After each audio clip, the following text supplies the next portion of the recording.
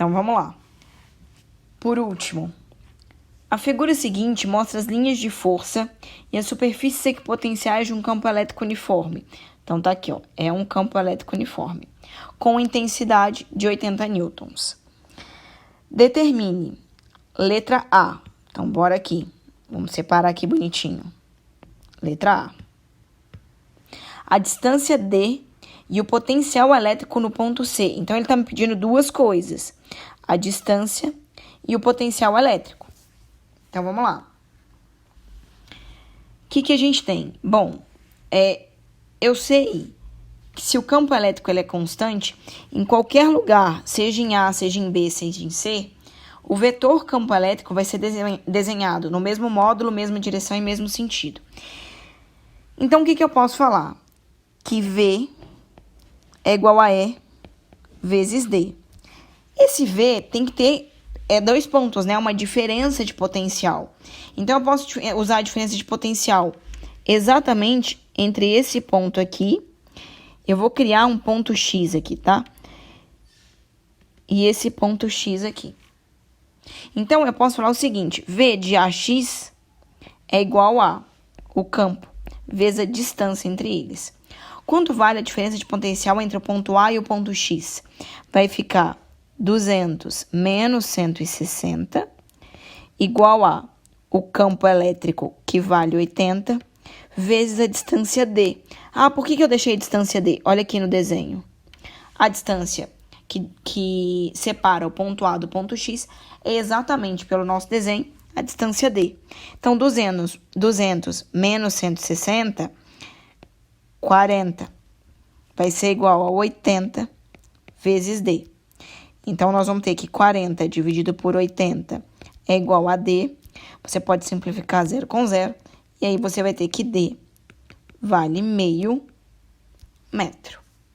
Tá? Vou deixar em sistema internacional e não vou passar para decimal, tá? Em geral, fração me ajuda mais na hora de fazer conta. Mas faz do jeito que você preferir, tá? Sem problema nenhum. Letra B. A energia potencial elétrica, que é uma carga menos 3, então vamos marcar aqui, ó.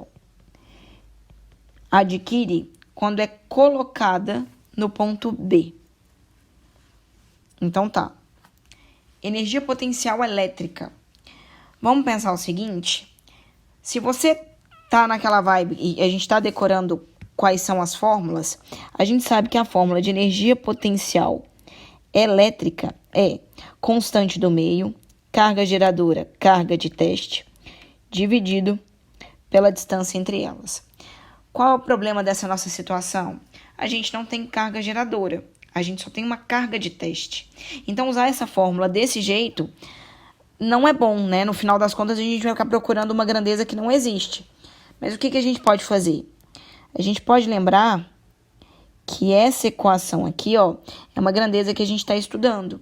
Então, você pode escrever o seguinte: energia potencial elétrica é igual a V vezes Q. No caso do exercício, é o V de que ponto? Ele quer colocado no ponto B.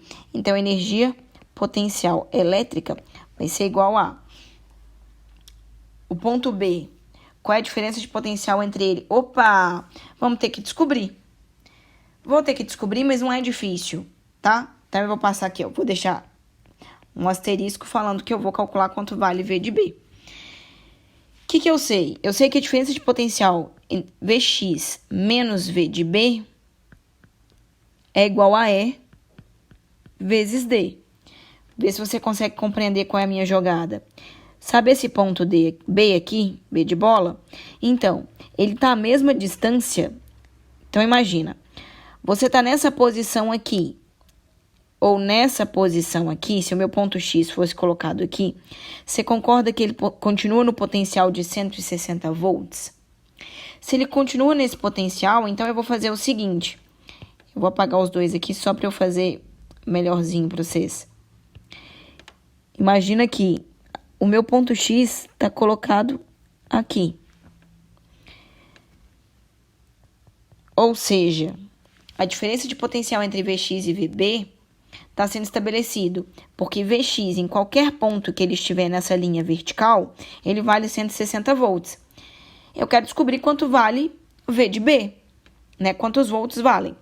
Você pode sacar o seguinte, se para uma determinada distância cai 40 volts, adivinha o que vai acontecer na próxima distância? Também vai cair 40 volts. 160 menos 40, 120 volts.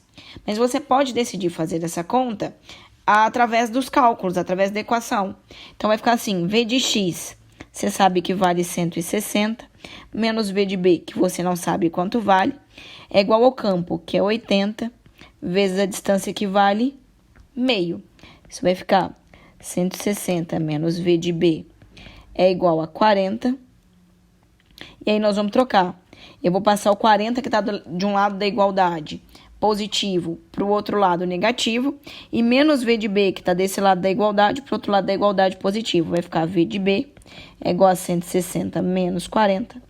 V de B é igual a 120 volts. Então, eu achei na figura e eu achei pelas contas. Vou voltar no meu exercício e vou continuar. Quanto vale V de B? 120 vezes a carga que ele mandou eu colocar, que é menos 3 vezes 10 a menos 6. Então, a nossa energia potencial elétrica vai ser igual a 12 vezes 3, 36, vezes 10 a menos 5 joules. Ou menos 3,6 vezes 10 a menos 4 joules.